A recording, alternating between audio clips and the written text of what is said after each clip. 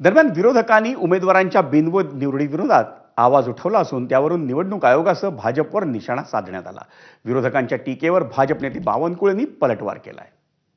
मतदानाच्या दिवशी निवडणुका होत असताना लोकांना या सगळ्या प्रक्रियेचा निषेध नोंदवता यावा किंवा त्यांना त्यांचा अधिकार जो आहे तो मतदानाचा वापरता यावा म्हणून निवडणूक आयोगाने त्या दिवशी तिथे अनपोज तथाकथित अनपोज जरी झाले असले तरी नोटा या ऑप्शनचं बटन आणि मशीन त्या ठिकाणी ठेवावी ही काँग्रेस पक्षाची आमची मागणी आहे। निवडणूक आयोगाने तशी संधी दिली आहे आणि त्यामुळे चांगली पायंडा आहे बिनविरोध होण्याचा।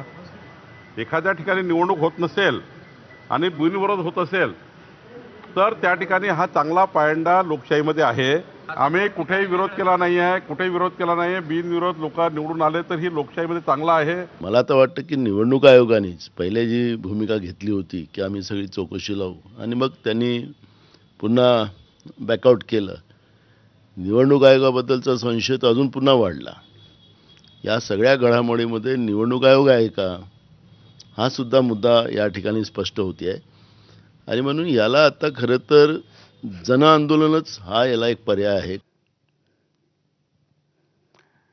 विक्रांत घाग माघार प्रकरणानंतर ठाण्यात